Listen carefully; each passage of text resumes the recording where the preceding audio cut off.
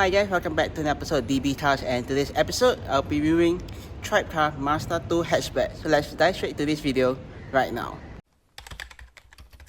Alright then, so here is guys the Mazda 2 Hatchback from Tribecar itself. So basically this is the facelifted version of the Mazda 2 Hatchback, which if you haven't watched the pre-facelift one, do check out that video itself. But for the full introduction of this car itself, you guys maybe check out my Sedan video itself, because I did a more in-depth look into the Sedan itself for this Mazda 2 platform itself. Because basically, if you guys didn't know already, this Mazda 2 right here is basically on the same platform as if when it first came out for this generation itself. So basically most of the stuff that is on this vehicle itself is the same.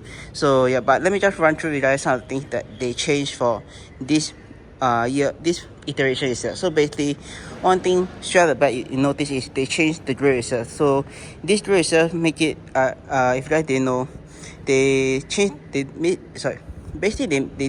a small changes to the front itself. So one thing is the headlight is different itself. So basically this is the revised headlight for the Mazda 2 itself. Plus they also changed the grille itself. So basically this grille itself, if I'm not wrong, looks like it came off from the Mazda 3 M Hybrid itself. So basically got this very nice big grille itself, which I really am a big fan of. So yeah, that's one thing that they changed for the front itself.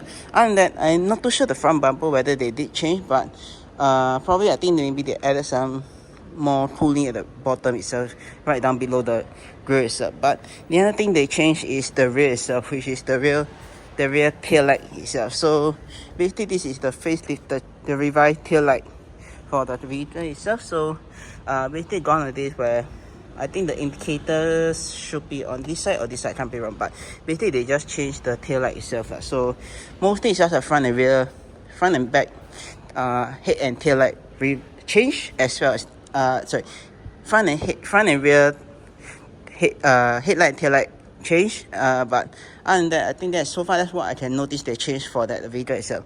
The rear bumper look still the same to me itself, but I could be wrong. But other than that, I think that is the only thing that I noticed that they changed for the Mazda 2 hatchback facelift itself. But for the rim itself, they don't look like they changed at all. But for the rim itself, they definitely look a bit dirty, as you guys can see it. I'm not too sure how they got dirty, but it definitely still got some tread to it, so that's not a big problem. But one thing is, for the rear itself, missing the hubcaps itself, so that's one thing itself. So yeah, and that's probably it for the outside of the car itself.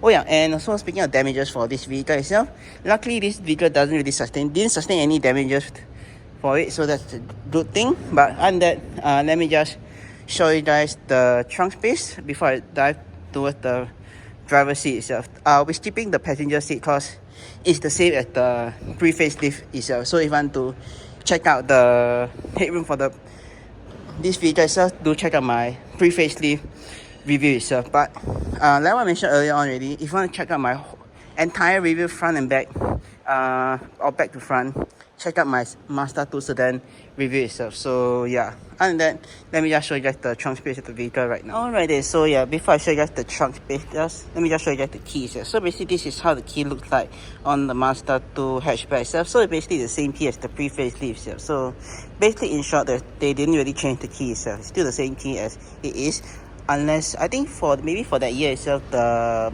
Mazda 3 M Hybrid already came out, so there was a new key for that car itself and not this car itself. So that's the downside. But other than that, let me just show you guys the trunk space. So to access the trunk space, you need to locate the button right down the Mazda emblem, press on that, and then trunk will open up itself. And this is how much trunk space you get for the vehicle itself. So basically it's the same as the pre-facelift itself. So basically, if you guys are wondering, I'll just drop the trunk space capacity right here itself. So this is how much trunk space you get for the vehicle itself. If let's say you want to put the seat up, if you want to put the seat down, I'll maybe, if I can find it, I'll put it on the screen right here itself. So basically this is how much trunk space that you would get if you were to fold the seat down itself. So put it right here on the screen itself. But other than that, trunk space for the Mazda 2 hatchback is the same as the pre-facelift one. So there isn't really any changes itself. So yeah, and that let me just show you guys the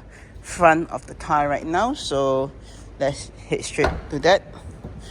Let me just show. Yeah, it's close.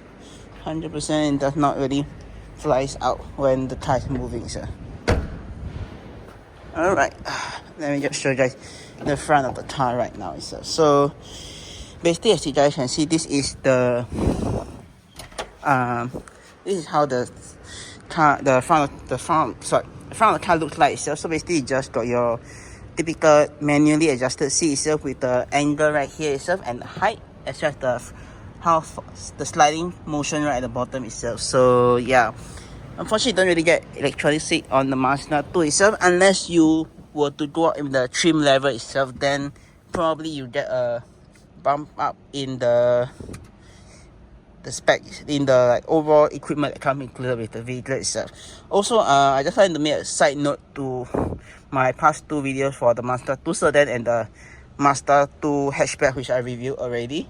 I think the reason why you get not the best trim is because, if I'm not wrong, this should be the lowest spec level that you're able to spec the vehicle in, so hence you don't really get the better function that you see on the my Mazda 3 hatchback. So probably, I'm guessing the Mazda 3 hatchback came from a previous owner that sold off the car, compared to the Sedan, which came off maybe from a private hire company that just buy the car in big quantity, and you don't really get the best spec itself. So the AC controls you're seeing right here and the infotainment itself might not be the best, cause I think it could be from some, I don't know where it came from, but it's definitely not spec to the highest specification itself, so hence you don't really get the best of infotainment itself. But overall, inside wise, let me just run through with you guys. You basically get the same thing as in the Sedan itself. Basically, you got your handbrake right here itself, your gear selector right there, your sports mode function which can be shifted itself. You got your AC control vents right at the center, and your recirculation function right there, your hazard light switch right in the center, as well as your infotainment itself. So yeah, in whole, I don't think there's anything different that you get for the hatchback itself, but I could be probably wrong. But one thing I'm gonna bet right now that they could have changed could be the gauge itself, but at the same time, I also don't want to say that there's some changes to the gauge, as you guys can see right here itself. But yeah, but let me just turn on the car. Let me just turn on the accessory power for you guys. So let this car prime up. Yeah, as you guys can see, there's literally nothing different from the facelift and the this facelift and the non-facelift. Basically, the rev counter is the same. The other set screen right here, the fuel gauge to empty is also the same thing. I think the only thing different is maybe the speedo itself. But other than that, I think that's probably it for this video itself. Cause I think, yeah, like what I mentioned, I think most of the changes are internal, that you can't really see the vehicle. The only way you can feel is different is when you really test it to its limit itself. So probably that's what I'd say for this video itself. So if you guys enjoy the video itself, do click the subscribe button down right below to see more videos like this, or click subscribe and click see my two other videos. And with that, I'll see you guys in my next video.